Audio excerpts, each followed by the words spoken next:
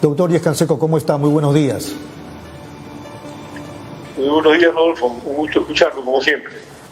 Doctor, bueno, aprovecho la oportunidad, es verdad que ya lo he entrevistado otras veces, pero como para que producción lo escuche, yo me acuerdo, los 80, si no usted me corregirá, cuando Francisco Díez Canseco estaba en la televisión, conducía, no recuerdo qué programa, pero creo que una de las primeras entrevistas que le hicieron al presidente electo de 1980, el arquitecto Fernando Belaúnde Terry, fue usted, que me parece tiene raíces apristas. Sí, mire, con el arquitecto Belaúnde yo tengo un parentesco lejano. Su padre fue Rafael Belaúnde Díez Canseco, que era primo de mi abuelo. O sea que ha habido siempre una relación muy cordial. Yo lo entrevisté a él, le hice la primera entrevista, que también fue mi primera entrevista como periodista, cuando yo tenía alrededor de 17 años, cuando él asumió el poder la primera vez. Y fue muy gracioso porque él no concedía entrevistas y a mí se me ocurrió ir al departamento de un compañero de colegio que vivía en un edificio al lado de la casa de Belaúnde, en Inca y que tenía un balconcito. Y ahí me asomé y él justo estaba en el patio. Y le di la voz, me reconoció y me dijo, vente por acá. Entonces bajé y me dio la entrevista exclusiva. Y luego le hice la entrevista exclusiva cuando le dieron el golpe en Washington. Yo viajé invitado por el Departamento de Estado y aproveché para reunirme con él. Y él se recordó, me dijo, qué curioso, me dijo que hayamos tenido la primera entrevista de mi gobierno y la última entrevista cuando yo he salido del poder. Qué bien, qué bien. En relación con la cita que le hago de esa entrevista en los 80 al arquitecto Belaúnde, que era, me parece, presidente electo, era la época en que la televisión era en blanco y negro y era el Canal 7, si no me corrige, el Canal 7 pues de antaño, no el de ahora que tiene una tecnología envidiable, ¿verdad? Sí, la televisión en colores se inicia en el 80, justo al cierre de la dictadura militar y al inicio del gobierno democrático de Belaúnde. En esa ocasión yo lancé un programa llamado 60 Minutos, en el cual hice algunas entrevistas interesantes. Por ejemplo, entrevisté al canciller británico en su despacho en Londres después de la guerra de las Malvinas. Hice un reportaje a los huelguistas de hambre en Irlanda del Norte, encabezados por Bobby Sands. Esas eran huelgas de hambre de verdad, porque se morían de hambre. Y al comandante Cero en el campo de batalla, cuando se levantaron contra la dictadura de Somoza. Yo estuve 3 días metido ahí acompañando a Cero. Tomamos juntos una colina entre las balas y las bombas y cuando hay. Sí, me acuerdo. Y le diré, Rodolfo, una experiencia muy interesante, porque cuando yo recién llegué al frente sur, Benjamín C. León, donde estaba este señor, me dijeron, cuando suene un mortero usted se tira al suelo porque si no le puede caer encima. Y como yo me sentía Clint Eastwood o algo por el estilo, yo me sentaba, me echaba, hasta que tuvimos que salir en un camión a seguirlo a Cero. Empezaron a caer las bombas, nos bajaron del camión, nos pusieron detrás de una trinchera de bolsas de cemento y cayó una de estas bombas a 3 metros de distancia y nos remeció a todos. Y ahí yo me di cuenta que yo era Pancho Díez Canseco, no Clint Eastwood de las películas, y que esto era real, y que mejor tuviera cuidado. Pero fue realmente una entrevista extraordinaria en medio del fragor de la batalla y que tuvo un gran éxito. Si mal no recuerdo, en esa entrevista a Aidén Pastor, el comandante Cero, creo que es allí donde él habla de que le va a tirar una patada en las 4 letras a determinados personajes. Efectivamente.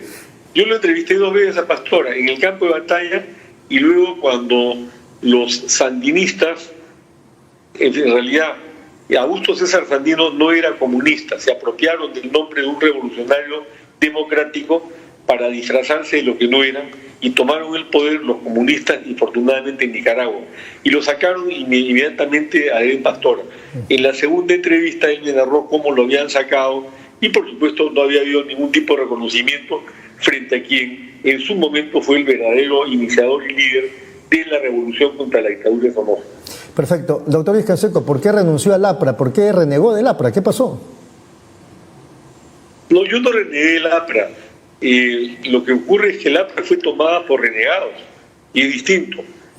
Townsend encabezó una corriente a la muerte de la Torre, en la que yo estuve involucrado con otros dirigentes apristas, y nos expulsó la mafia que tomó el poder en el APRA y que lo ha conducido a la que ahora es hoy, encabezada por Alan García y por Armando Villanueva, y nos expulsaron del partido aprista. Ahora, a mí me expulsaron de una manera de lo más divertida, porque yo conducía este programa 60 minutos y propuse un debate entre Townsend y Villanueva, señalando que como yo tenía partido con Townsend, me inhibía de conducir el programa y se lo entregaba para estos efectos, Francisco Chirino Soto, presidente de la Federación de Periodistas del Perú, amigo mío y además armandista, o sea, no era partidario de Townsend. Y un día me llama Mauricio Arpulú, gerente de Canal 4, que dice: ha llegado esta carta, firmada por Fernando León de Vivero, secretario general de la APRA, indicando que Villanueva no podía concurrir a un debate con Townsend porque quien conducía el programa era Francisco de Canseco, que había sido expulsado del APRA. Ahí me enteré que me habían expulsado. ¿Qué tal Isra? Pero bueno, así es la política peruana y en realidad la política en el mundo, ¿no?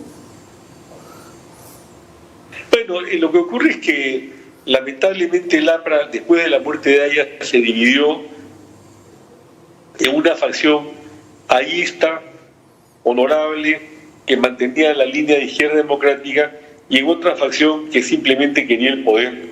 Y hemos visto lo que ha pasado en el curso de todos estos años, ¿no? Primero una desviación ideológica y luego la inexistencia de una ideología y finalmente la conversión de un gran partido en sus orígenes, con gente tan respetable como mi padre político, Manuel Sebastián, a una mera maquinaria electoral al servicio de intereses subalternos y encabezada por un líder corrupto que para no ir a la cárcel se pegó un balazo. Bueno, regresemos a nuestra realidad. ¿Cómo la aprecia ahora a propósito de todo esto que hemos hablado? Permítame que le diga, con honrosas excepciones. Yo creo que dentro de eso tampoco, y quiero ser preciso, se puede generalizar. Hay dentro del partido aprista de hoy todavía gente honesta, gente que te cree en las ideas, gente que puede hacer, espero, algo por rescatar ese partido del marasmo del que se encuentra sumido. Yo no soy enemigo de nadie, simplemente digo mis verdades y eso sí, las han mantenido siempre, porque creo que uno debe en política sostenerse sobre las cosas en las que cree y no simplemente responder a las cosas que a uno le pueden convenir. Bueno, yo coincido con usted, doctor Díez Canseco. También pienso que el APRA sí es posible, pero en base a la decencia, a la honestidad, al hecho mismo de deslindar de la corrupción, de la inmoralidad que la ha tenido secuestrada por varios años. Ojalá que así lo hagan, ¿no? Espero que así sea. Muy bien, vamos al tema de actualidad. ¿Cómo aprecia, a propósito de esto que hemos recordado, cómo está apreciando la situación del país? Porque después de toda esta pandemia que nos está costando infectados y miles de muertos, nos obliga un poco a aprovechar la circunstancia para tratar o buscar que cambiar las cosas. En la política, ¿cómo está viendo la situación, doctor Díez Canseco? Mire, la situación realmente es, como usted lo ha percibido y yo lo escucho siempre, y todos nosotros, sumamente difícil y grave, pero no insoluble. El problema es que el país requiere, como nosotros reclamamos en Perú Nación, una revolución pacífica, un cambio de fondo, que comienza por cambiar a los actores. El Perú, yo creo que ya está cansado de ver la repetición de los mismos esquemas. Inventan candidatos que no tienen ninguna base para gobernar el Perú, o se preservan políticos que durante lustros han ocupado puestos en el Ejecutivo del Parlamento y que al final de cuentas nada han hecho por el Perú. Necesitamos gente, otras personas. Necesitamos un cambio radical en esa dirección para poder eliminar la corrupción. Hoy día parte flagrante de lo que está ocurriendo es que lamentablemente el aparato estatal está manejado por gente incompetente y corrupta. La misma gente que está metida ahí hace muchos años. Porque el señor Vizcarra, cuando entró el gobierno, no tenía equipo, eran 4 o 5 amigos de él y chao. Lo mismo que Buchín. Entonces se trata, en segundo lugar, de institucionalizar los partidos políticos, cosa que está haciendo Perú Nación, para que de ahí emerjan personas que sí funcionan, que sí pueden ejecutar acciones al servicio del país en sus respectivas disciplinas. Y no lo que pasa ahora, que llegan al poder y no saben qué hacer. Esas personas que tienen que tener capacidad de gestión y, por supuesto, honestidad a pruebas de balas, existen y existen muchas en el Perú, pero no se les ha dado la oportunidad de actuar. Eso es lo que nosotros estamos haciendo, convocando personas que probablemente nunca han estado en política, pero que ahora quieren actuar por el país en vista de estas terribles circunstancias. En tercer lugar, hay que atacar rápidamente el flanco central de la educación y sobre todo de la salud. No es posible que haya una asignación de 6,85 soles por mes por persona en el sistema integral de salud y que se cacaree que se va a aumentar 10% del presupuesto del año entrante. Tiene que haber también ahí una política radicalmente distinta a la que se ha venido siguiendo hasta ahora. Se ha priorizado la obra pública porque ahí pueden robar, se ha priorizado la obra pública porque es exhibible, pero lo que no es exhibible son esas tareas silenciosas de atender realmente a las necesidades de la población. Y lo que es insólito es que estén una serie de hospitales paralizados porque se construyeron mal con inversiones multimillonarias y que no se está haciendo nada sobre la materia, porque el presidente de la República había anunciado el año pasado que iba a inaugurar 80 hospitales y no ha construido uno solo. Terminemos con esa improvisación, concluyamos con esa demagogia, entremos en un periodo donde haya seriedad en las propuestas, cumplimiento de las mismas, capacidad de ejecución y por supuesto que estas cosas funcionen. Aquí no puede continuar el país de esta manera. Este es un país con inmensos recursos, tan grandes que ha permitido que este gobierno inyecte 60.000 millones en la economía a través de Reactiva 1 y 2 con los resultados que estamos viendo. Que la plata ha vuelto a dar a manos de los grandes grupos económicos que manejan el país y que no necesitan ese dinero porque tienen su propio banco. Y no se ha distribuido adecuadamente porque no hay un aparato estatal para hacerlo. Yo creo que ha habido buena intención. Yo no le he hecho la culpa a la ministra Alba o Vizcarra en esa dirección, pero no han podido ejecutarlo porque no tienen cuadros, no tienen gente preparada y el Estado está impregnado de corruptos y gente que responde a los lobbies mercantilistas. Muy bien, nosotros vamos a hacer que funcione la economía social de mercado, que no funcione en el Perú. Le decía, tenemos la gran oportunidad de cambiarlo todo gracias a que estamos muy cerca del proceso electoral que es en abril del 2021, o sea, dentro de algunos meses. La pregunta nomás es, ¿quiénes van a estar en el partidor? Y si los peruanos hemos, logrado la responsabilidad o el nivel necesario para saber elegir a nuestras autoridades y no equivocarnos o no estar eligiendo al menos malo. Sí, yo estoy de acuerdo totalmente con usted que los peruanos tienen que adquirir un grado importante de responsabilidad, tienen que cambiar la mentalidad colectiva para que se elija debidamente. Perú Nación va a lanzar un candidato. Si a mí me eligen, yo seré el candidato de Perú Nación en esta oportunidad y espero responder a las expectativas porque, en fin, yo sí he trabajado por Perú toda mi vida, tengo experiencia en el campo, en fin, no voy a hablar de mí mismo.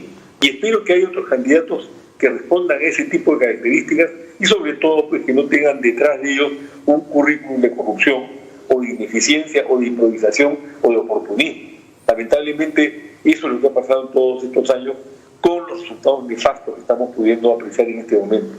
Doctor Díaz Canseco, ya me están haciendo señas para culminar la entrevista, pero yo quiero aprovechar estos segundos que nos quedan para decirle a la teleaudiencia que usted, aparte de ser político, si no me corregirá, también es empresario, y empresario además exitoso. ¿Usted podría hablarnos del tema, por ejemplo, de la quinoa y su éxito, incluso en estos momentos difíciles en el asunto de la exportación?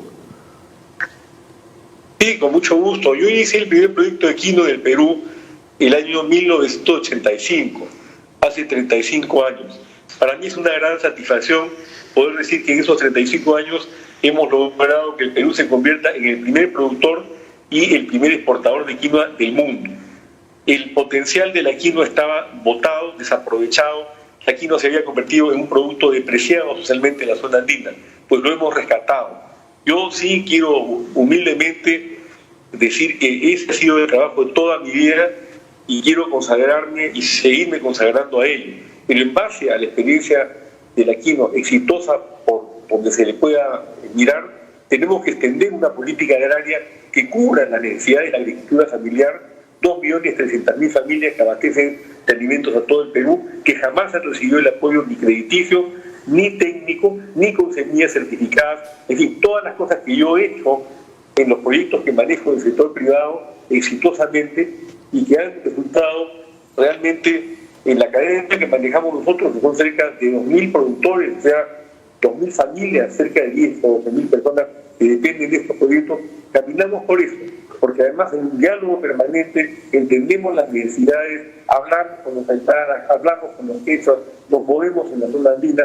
Eso es lo que yo hago. Yo no trabajo en el escritorio, yo trabajo en el campo, es en chamba, a mucha honra, y quiero llevar esa experiencia al gobierno para que se cambien las políticas agrarias que están completamente distorsionadas porque apoyan solamente a la agricultura de la costa y se han olvidado del hambre y se han olvidado de los chiquitos, que son los que nos producen el pan llevar y por supuesto la quinoa, el mejor alimento del mundo. Muy bien, última pregunta ya para despedirnos. ¿Cómo se explica que la quinoa, exitosa en su producción y exitosa en su exportación, no está al alcance de, digamos, de los sectores populares? Es muy cara, no hay una campaña, digamos, agresiva de parte del Estado, a los chicos como que no les gusta, hay distintas formas de preparación que no se difunden, etcétera. ¿Qué piensa usted de todo esto? Porque se enfocó desde el comienzo la política del Estado peruano, especialmente en el gobierno de Humala, de mala manera. Pretendieron desarrollar proyectos de quinoa en la costa, donde se puede producir con muchos químicos, es inexportable y no es saludable. En segundo lugar, no se han hecho campañas para difundir real y efectivamente toda la inmensa capacidad nutricional que tiene la quinoa, como usted bien dice. En tercer lugar, se mantienen precios altos como ocurre, por ejemplo, con la gasolina. Se cae el precio del barril de 70 a 30 dólares y nos siguen vendiendo la gasolina al mismo precio o con una pequeña reducción. La quinoa, el precio se ha caído en el campo, que en los supermercados de Lima se sigue vendiendo a un precio altísimo, lo cual inhibe su consumo. Pero se sigue consumiendo masivamente en el ande peruano, porque sigue siendo un producto de autoconsumo y básicamente de exportación. Todas esas cosas ameritan una política diferente por parte del Estado, de promoción del consumo de la quinoa. Número uno. En segundo lugar, una política que permita que la quinoa pueda competir en el extranjero, por ejemplo, con los bolivianos, que tienen un droga del 7%, aquí tenemos un droga del 3%. En Bolivia la venta de quinoa está exonerada del IVA, el impuesto al valor agregado, que aquí se llama impuesto IGB. Cuando yo hice una campaña para que se sostenga del IGB la venta de quinoa en Perú, que a mi empresa no la beneficiaba para nada, porque mi empresa exporta, se lo tumbaron los técnicos porque dijeron que esto violaba un acuerdo con Bolivia, lo cual era mentira. Y sin embargo, mire usted las paradojas de la vida. La mayor parte de los otros productos alimenticios están exonerados de IGB, incluida una delicatessen francesa que se llama trufa. Las trufas en el Perú no pagan IGB, pero la quinoa sí paga IGB. Por eso, entre otras razones, tan caro. Muy bien, doctor Díez Canseco, ha sido muy amable, muchas gracias y fuerte abrazo. Fuerte abrazo, muy agradecido, como siempre un gusto estar con usted. Muchas gracias al doctor Francisco Díez Canseco, presidente del partido Perú Nación.